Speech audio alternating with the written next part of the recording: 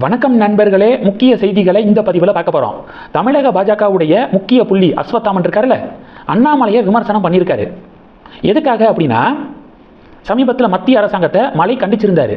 2021 காவிரி விவகாரத்தில் ஒன்று பேசியிருக்கீங்க, 2026 அப்படியே டோட்டலாக நிலைப்பாட்டை ஏன் மாற்றுறீங்க?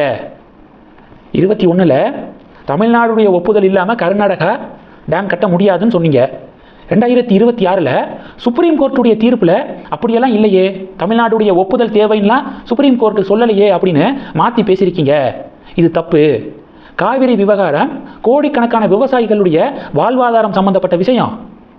அதனால் சட்டம் நீதிப்படி தான் இதை அணுகணும் அப்படின்னு ரொம்ப நார்மலாக நடுநிலையோடு அண்ணாமலை ஒரு பதிவு போட்டிருந்தாரு. அதுக்கு திராவிட ஜனதா கும்பல் நேற்றுலேருந்து கத்திக்கு இருக்காங்க. அஸ்வத்தாமன் கேட்குறாரு, why are you silent on questioning the Congress government in Karnataka? Is it because of your real estate interest in Karnataka? அப்படின்னு சம்பந்தமே இல்லாமல் தனி மனித தாக்குதல். இதெல்லாம் அண்ணாமலை விஷயத்தை மட்டும்தான் எடுத்து பேசினார். ஆனால் தீஜா கும்பல் தனி மனித தாக்குதலில் இறங்கிட்டாங்க. சமாளிக்க முடியலை, அவங்கனால சமாளிக்க முடியலைன்னா கடைசி ஆயுதம் தனி மனித தாக்குதல் அப்படிங்கிறது திராவிட கட்சிகளுடைய ரூட்டு. அதை தமிழக பாஜகவும் இப்போ ஃபாலோ பண்ண தொடங்கிட்டாங்க அப்படிங்கிறதான் வேதனையின் உச்சம். எனக்கு என்ன தோணுதுன்னா, தமிழக பாஜகவில் புது ரூல்ஸ் ஒன்று போட்டிருப்பாங்க போல. அடுத்த மாநில தலைவராக யார் யாருக்கெல்லாம் வர விருப்பம் இருக்கோ அவங்க அண்ணாமலையை பயங்கரமாக திட்டணும். அண்ணாமலையையும் அண்ணாமலையுடைய இயக்கத்தையும் யார் அதிகமாக திட்டுறீங்களோ அவங்கள இருந்து தான் ஒருத்தங்க மாநில தலைவராக தேர்ந்தெடுக்கப்படுவாங்க அப்படின்னு ஏதாவது ரூல் போட்டுட்டாங்க போல. அதனால தான் தமிழக பாஜகவில் இருக்கக்கூடிய முக்கிய புள்ளிகள் போட்டி போட்டுக்கிட்டு அண்ணாமலையையும் வீத லீடர்ஸ் இயக்கத்துடைய வாலண்டியர்ஸையும் சரமாரியாக திட்டிக்கு இருக்காங்க. இது ஒன்று. ரெண்டாவது என்ன பார்க்க போகிறோம், பாராளுமன்றத்தில் பிரியங்கா காந்தி அவர்கள் ப்ரொஃபஸர் காமக்கோடி இருக்கார்ல, ஐஐடி மெட்ராஸுடைய டைரக்டர், அவரை கௌமூத்ரா ப்ரொஃபஸர் அப்படிங்கிற வார்த்தையை சொல்லி விமர்சனம் பண்ணியிருக்காங்க. சமீபத்தில் தேர்வு சீர்திருத்தத்துக்காக பிரதமர் மோடி ஒரு கமிட்டி போட்டார்ல, நந்தன் நிலேக்கனி அவர்கள் தலைமையில் ஒரு கமிட்டி. அந்த கமிட்டியில் ஒன் ஆஃப் த மெம்பர்ஸாக காமக்கோடி அவர்கள் இருக்கார்.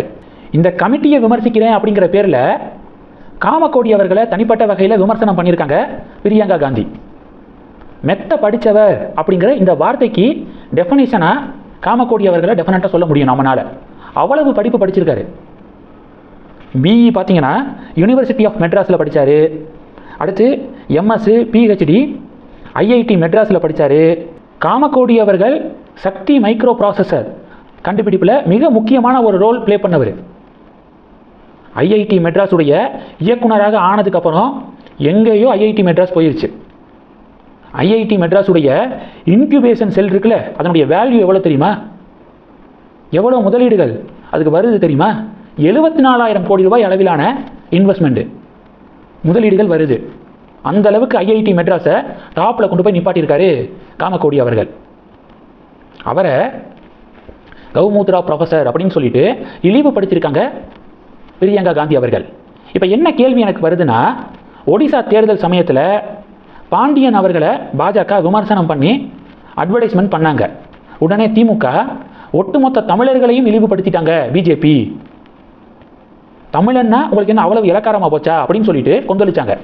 அன்னைக்கு திமுகவுக்கு கூட்டணி கட்சிகளான காங்கிரஸ், கம்யூனிஸ்ட், விசிகா எல்லாரும் அவ்வளவு சப்போர்ட் பண்ணி பாஜகவை எதிர்த்தாங்க. இன்னைக்கு காமக்கோடி அவர்களும் ஒரு தமிழர் தானே.